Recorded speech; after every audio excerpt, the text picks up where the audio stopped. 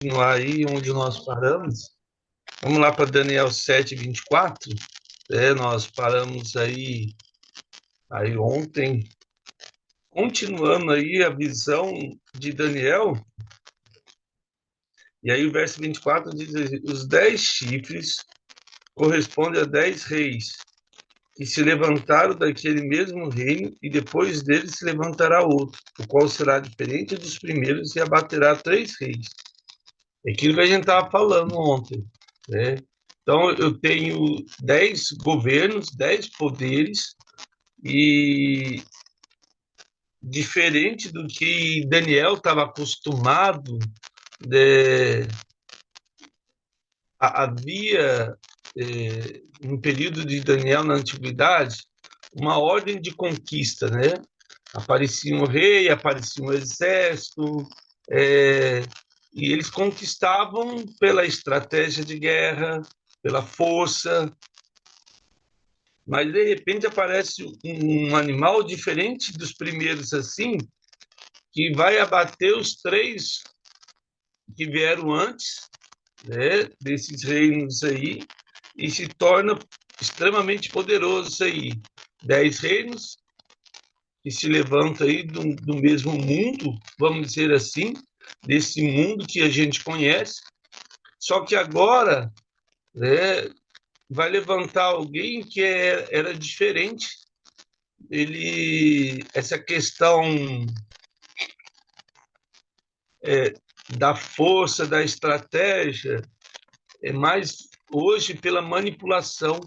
Imagine Daniel explicando o que ele viu, essa questão que a gente vê hoje das redes sociais, do fake news, né? Infelizmente, nessa parte da política, a gente nem sabe o que é verdade, o que é mentira, muitas vezes. Né? Então, Daniel, ele olha. Hoje a gente olha isso, né?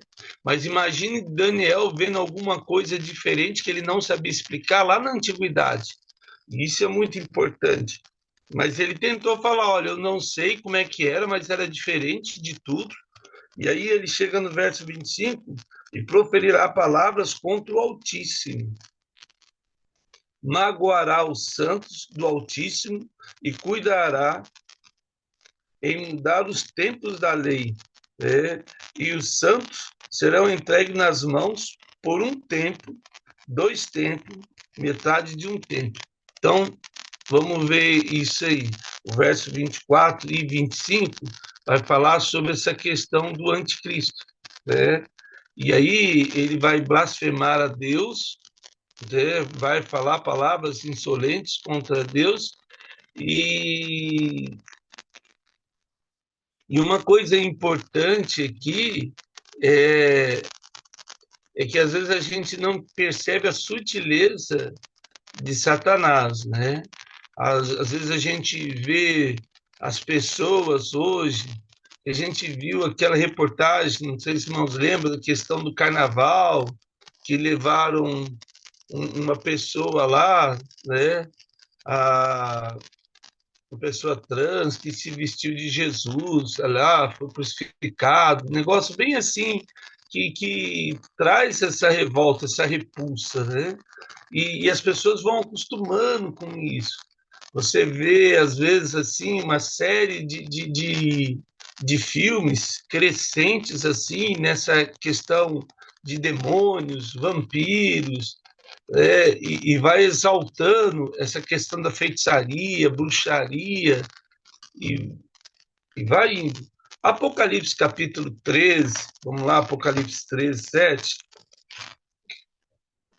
a gente viu isso aí, essa perseguição dos cristãos aí, em Apocalipse capítulo 13, verso 7, vai falar exatamente isso, né? A, às vezes a perseguição, Apocalipse 13, verso 7, né? Quando ele diz ali, também opera grandes sinais, de maneira que até o fogo do céu faz descer na terra diante dos homens. Né?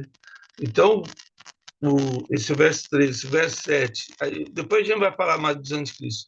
Foi-lhe dado também que pelejasse contra os santos e os vencesse. deu-lhe ainda autoridade sobre cada tribo, povo, língua e nação. Aquilo que nós vimos ontem. O anticristo, ele chega e ele vai seduzindo a população mundial e, e é uma coisa tão interessante porque, olha só, se a gente pegar na história aí, perseguição dos santos aqui, os separados, não estou dizendo de evangélico, estou dizendo um povo que realmente é a favor de Jesus. Né? Vamos pensar aqui, ó, se a gente pegar na Segunda Guerra Mundial, a Alemanha foi o berço da Reforma Protestante.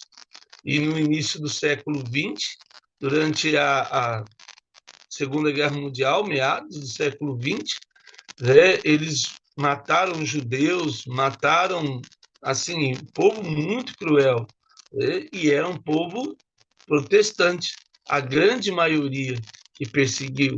Se a gente pensar que grande parte do povo que fazia parte da Ku Klux Klan nos Estados Unidos, no domingo, ia para a escola dominical, e durante a semana estava perseguindo os negros, matando, queimando, e assim, é um alerta que a gente tem que tomar, porque o povo de Deus, o povo de Deus, ele promove a paz, promove a graça, né? Então, assim, às vezes a gente olha, às vezes eu pensava nisso antigamente, que às vezes assim, nossa, vai perseguir os santos, ou seja, vai perseguir todo o que se diz cristão, mas não é verdade. Perseguir os santos é um povo realmente separado, um povo que às vezes vai ser perseguido pelos próprios ditos evangélicos, cristãos, e aí pode pôr qualquer igreja aí que você quiser acrescentar. E isso nos preocupa, porque talvez você vai ser perseguido, e aí, olha só que coisa interessante, você vai lembrar quando Jesus fala que nos últimos tempos um irmão vai perseguir outro irmão, pai vai perseguir filho, filho perseguir pai, por causa do meu nome, disse o Senhor Jesus. E às vezes eu ficava assim, falando, nossa, como é que um pai vai denunciar o irmão, o filho, né? E assim por diante. Mas a gente vê a sutileza de Satanás quando ele vai enganando o povo de Deus de um jeito que, como diz Timóteo, depois a gente vai ver isso aí, que se Deus não abreviasse o tempo, até os escolhidos seriam enganados. Olha o nível que a gente chega. Então, muito cuidado nessa hora aqui de perseguir, que a gente olha, e às vezes a gente tem uma visão em que, nossa, não, mas vai ser tal, deve ser os muçulmanos que vai perseguir o cristão, vai ser tal denominação que vai perseguir os cristãos. Às vezes, se bobear, a gente está até no meio. Eu gosto muito de um texto, né, de Reis, né, e eu acho muito interessante quando Acabe perde o trono, e aí, né, deixa eu só,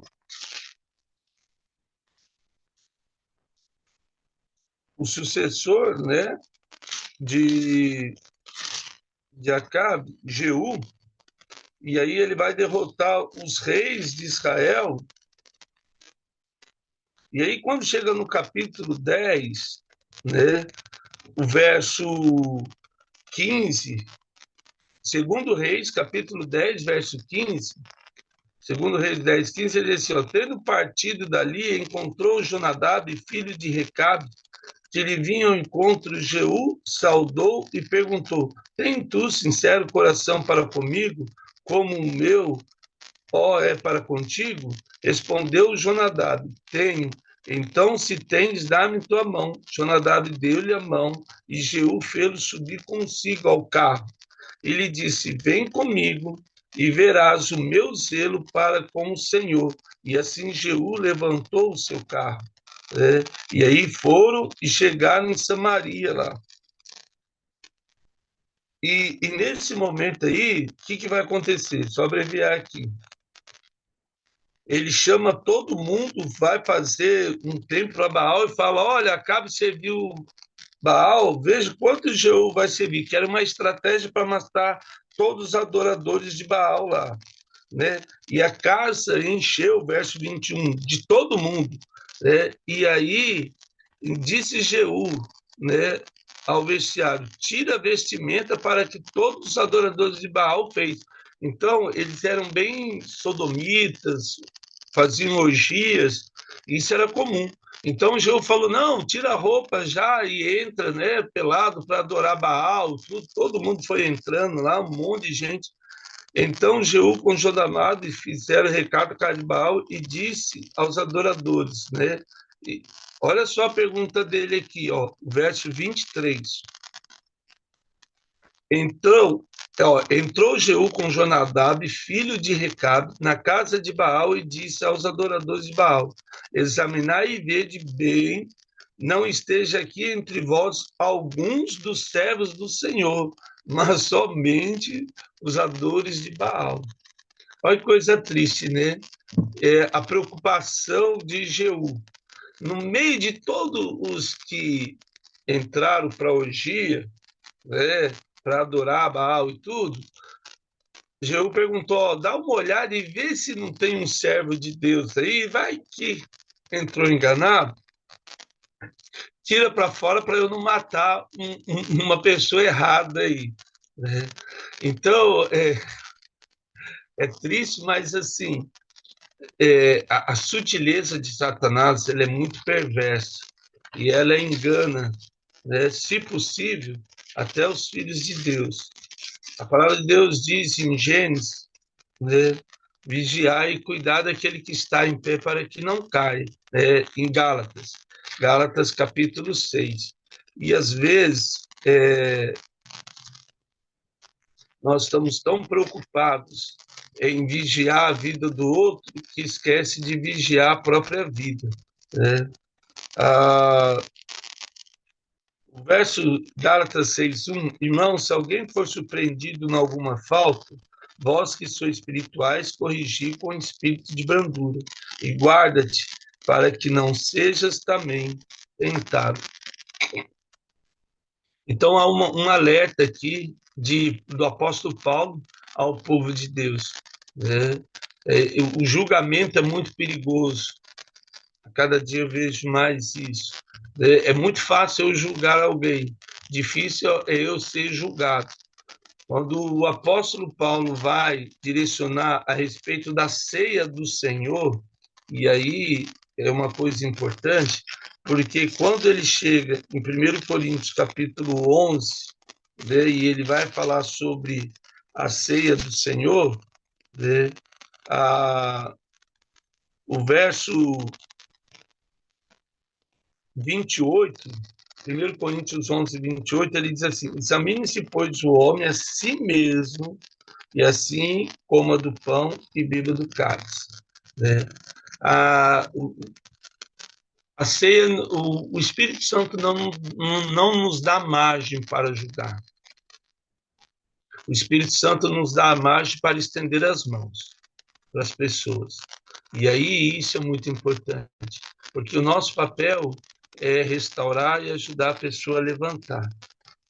O julgamento não nos cabe em nenhum momento. Voltando aí a Daniel, capítulo 7 ainda, né? E aí ele persegue os santos e ele consegue prevalecer e vai levar uma multidão. Gente, assim, hoje nós somos, no Brasil, olha que coisa tremenda, o cristão hoje até o evangélico, está quase maioria no Brasil. E o que mudou, assim, a nível de nação brasileira? Né? É muito fácil a gente andar nas ruas e quanto evangélicos a gente não vê em São José, né? Mas ainda a gente vê pessoas na rua, a gente vê pessoas se prostituindo, ladrões, bandidos, né? A diferença do evangelho, às vezes, está ficando muito diluído. Deus nos ajude a mudar isso aí. E aí ele fala aqui que isso vai acontecer, né? E aí ele está falando da tribulação, muito importante, porque ele fala ó, que isso vai acontecer por um tempo, 2 tempos e metade de um tempo. Ou seja, a tribulação são 7 anos. Até 3 anos e meio, esse governo do anticristo vai ser a melhor coisa. Então, vamos imaginar aqui rapidinho, a gente dar destino aqui, quando a igreja for arrebatada, o anticristo vai se levantar e durante 3 anos e meio vai ser o melhor governo que o mundo humano, falando humanamente falando, que o mundo já viu. Né? Imagine que a igreja vai ser arrebatada, vai ter um caos, avião caindo, um carro desgovernado, e vai ter um monte de casa, né? Um monte de emprego. Por quê? Vai sumir um monte de gente. E nesse momento aí que some essas pessoas, vai ter um monte de casa abandonada. Né? Então vai ser bom, vai ser fácil realocar essa multidão. Ninguém, em primeiro momento, vai estar preocupado em ganhar dinheiro e passar. Vai estar, isso aí é natural, porque o Espírito Santo não vai estar, as pessoas vão estar muito assim. Mas esse cara vai colocar ordem no caos. Né? Ele vai dizer, vai colocar o exército, não sei se vai ser a ONU ou não, ou ele mesmo, o país dele, que vai derrubar outros 3, como a gente viu, e vai tomar, e vai dizer, olha, vamos seguir esse caminho, o mundo de Cristo, o mundo inteiro. Não vai ser um governo regional ou local, vai ser um governo mundial. E durante 3 anos e meio, ele vai arrebanhar toda a multidão com ele. A partir daí, ele vai sofrer uma enfermidade, e aí o falso profeta vai orar, vai rezar, não sei o quê, vai fazer um encantamento lá, e ele vai melhorar. Né?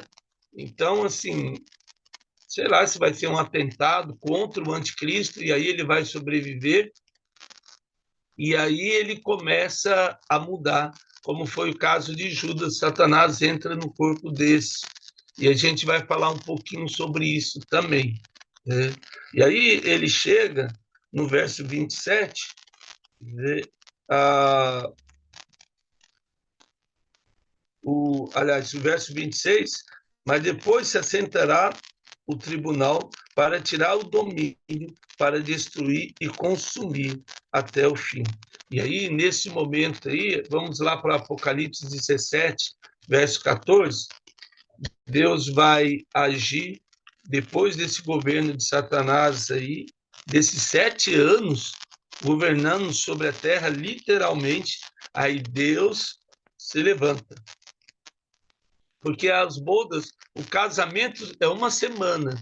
Então, as bodas do Cordeiro serão 7 dias, ou seja, 7 anos.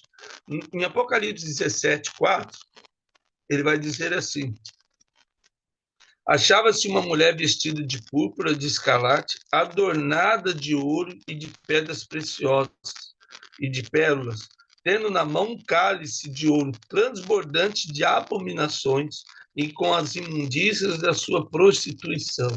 Aqui está falando do comércio. E depois a gente vai estudar bem Apocalipse, a gente vai ver isso. Então, o anticristo, ele se levanta, né, e o cálice está aí na prostituição, essa questão do consumismo, essa questão da destruição da terra. O salmista diz que a terra geme por causa do nosso pecado. A gente nunca viu o planeta sofrendo tanto por causa da ganância do homem. Né? A Amazônia toda destruída, a gente está aí num superaquecimento global, entre outras coisas, um monte de animais sendo extintos aí por causa do calor, e a gente está pagando um preço muito caro, cada dia mais, doenças, pandemias, entre outras coisas. Só o homem não percebeu que quem está fazendo tudo isso somos nós mesmos. Apocalipse 19, 2, porquanto verdadeiros e justos são os seus juízos, pois julgou a grande meretriz, ou a Babilônia, ou o sistema. O que Deus vai julgar é esse sistema que nós vivemos hoje, né? O sistema econômico, político e social que nós vivemos hoje, que será julgado, né?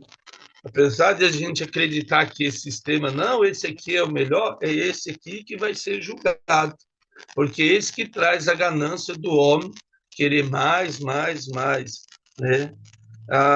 Julgou a grande meretriz que corrompia a terra com sua prostituição. O que é a prostituição? É você vender algo seu em troca de alguma coisa, né? Não é só o corpo. Quando a corrupção é uma prostituição.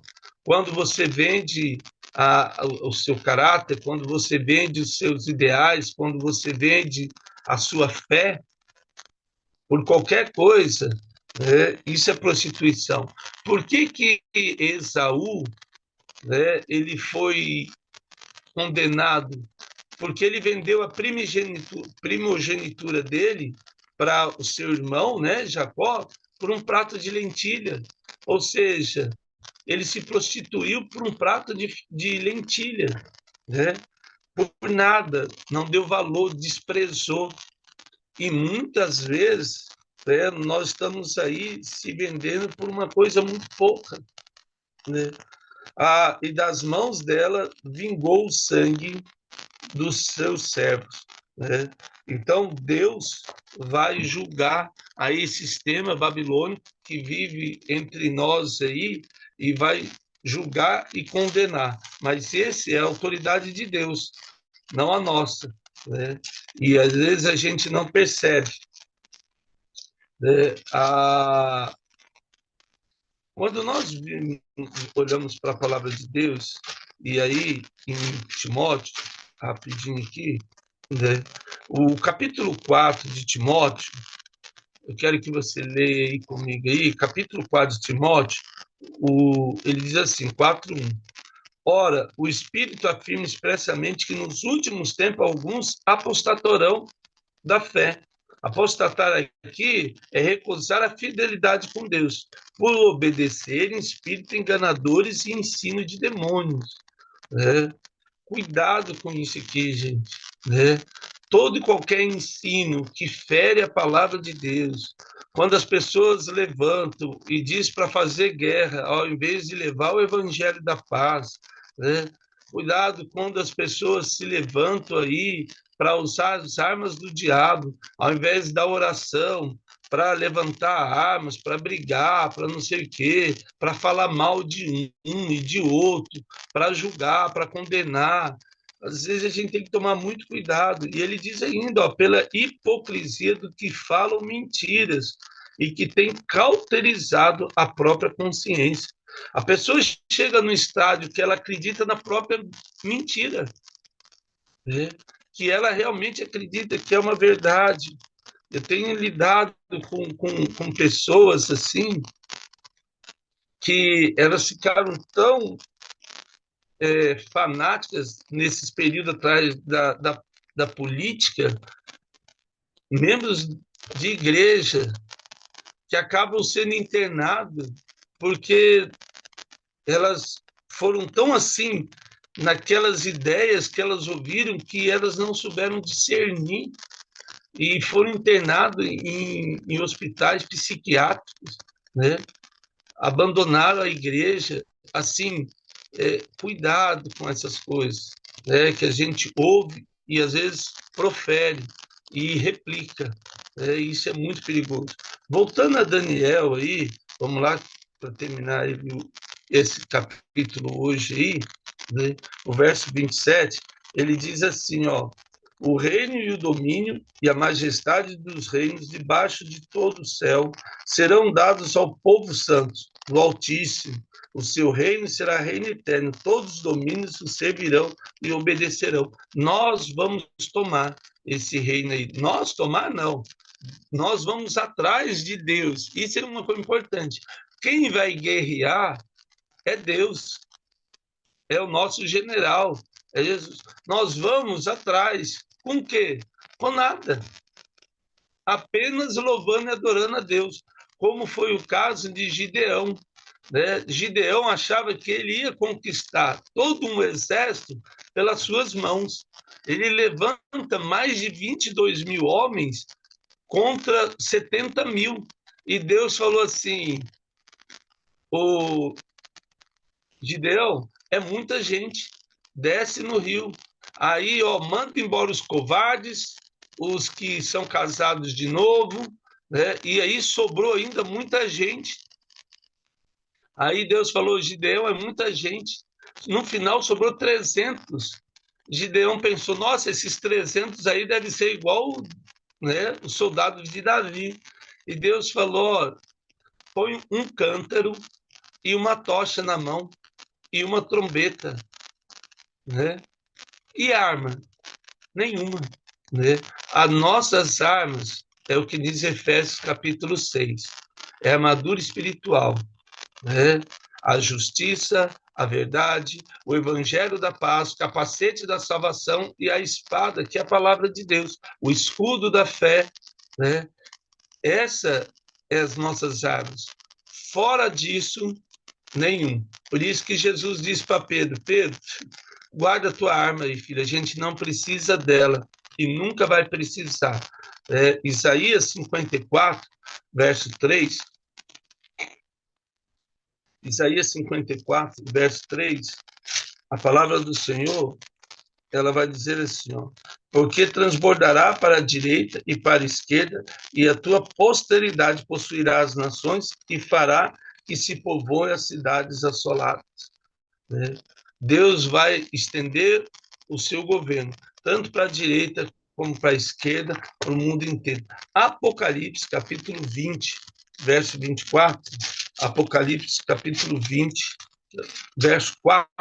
Aliás, Apocalipse 20, verso 4, diz assim: vi também tronos, e nesses sentaram-se aqueles dos quais foram dada a autoridade de julgar. Vi ainda as almas dos decapitados por causa do testemunho de Jesus, bem como por causa da palavra de Deus. Tantos quantos não adoraram a besta, nem tampouco a sua imagem, não receberam a marca da fronte na mão e viveram e reinarão com Cristo durante 1000 anos.